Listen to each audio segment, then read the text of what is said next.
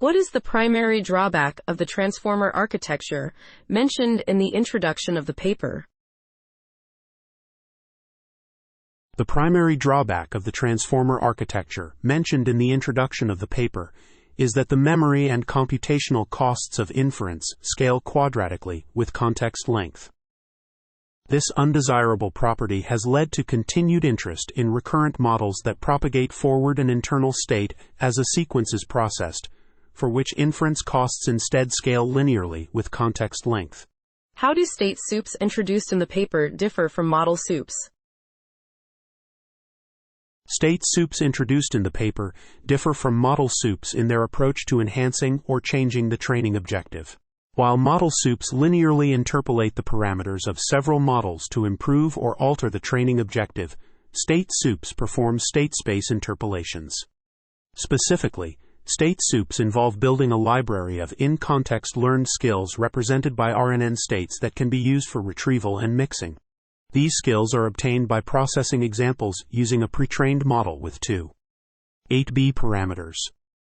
Each skill representing state is derived from processing multiple examples, allowing for the retrieval and mixing of different states to boost model performance.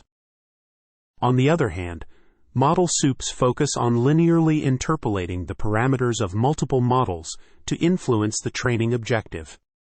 Additionally, state soups enable parallel information processing across independent models and the caching of pre-processed information for later retrieval, while model soups primarily focus on parameter interpolation to modify the training process.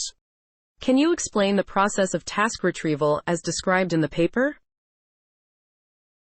The process of task retrieval as described in the paper involves building a library of in-context learned (ICL) skills represented by RNN states that can be used for retrieval and mixing.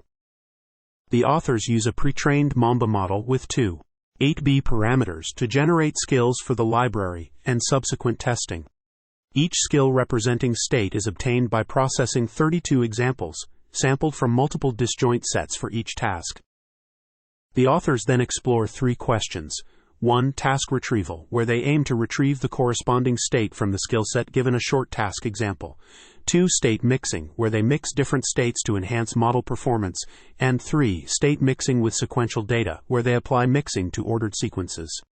For task retrieval, the authors project intermediate layers from every state in the skill library to 2 dimensions using t-SNE, resulting in proper clustering where states corresponding to the same task are grouped together. They quantitatively test the retrieval capabilities by verifying if a query vector obtained from processing a k-shot example from a task can be correctly identified as coming from that task. The results show that the model can reliably identify the correct task even with low k-shot examples, with some tasks identifiable even with just one-shot examples. This process demonstrates the model's ability to retrieve and identify tasks based on processed examples stored in the skill library. What is the impact of mixing states on the few-shot performance of the model according to the paper? The impact of mixing states on the few-shot performance of the model according to the paper is significant. The paper demonstrates that mixing states can enhance the few-shot performance of the model by using a task library. By taking a mean over multiple states obtained by processing examples independently, the model can achieve improved results. The experiments conducted in the paper show that mixing states can lead to better performance, especially when combining states from different tasks. The results indicate that mixtures of states, such as 4-shot states, can perform as well as or even better than processing the entire 32-shot at once. Additionally, incorporating states retrieved from a state library further boosts the model's performance, especially with small k values. The paper also explores mixing states with sequential data, introducing a strategy called A-decay mixing, which considers the sequential nature of data.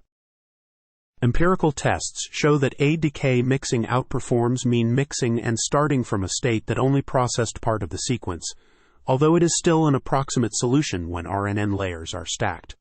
Explain the concept of A-decay mixing proposed in the paper and how it is applied to sequential data.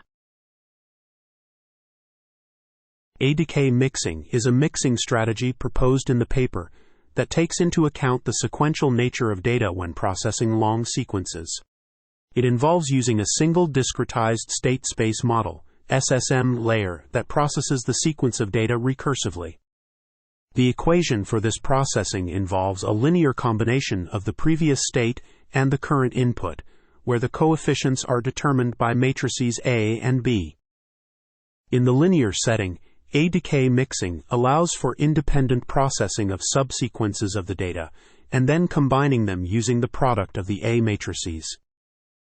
This approach ensures that the mixing is exact for a single SSM layer.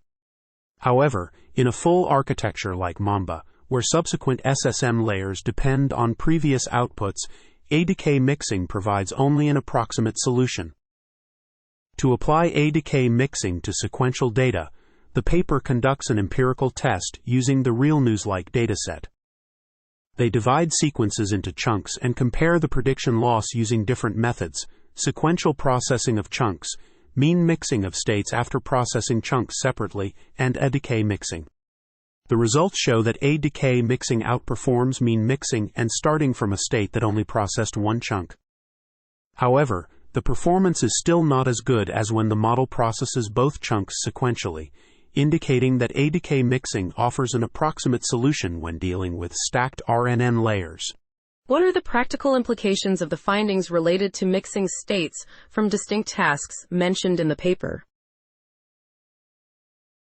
The practical implications of the findings related to mixing states from distinct tasks mentioned in the paper include the ability to leverage knowledge learned from one task to improve performance on another task.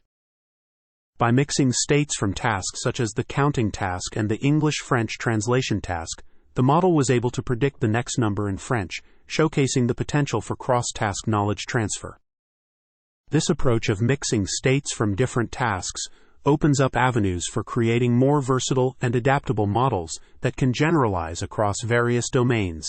While this result is not yet backed by quantitative studies, it suggests a promising research direction for enhancing model capabilities through task-specific state mixing. Overall, the findings highlight the potential for enhancing model performance by combining knowledge learned from diverse tasks, ultimately leading to more robust and flexible neural network architectures.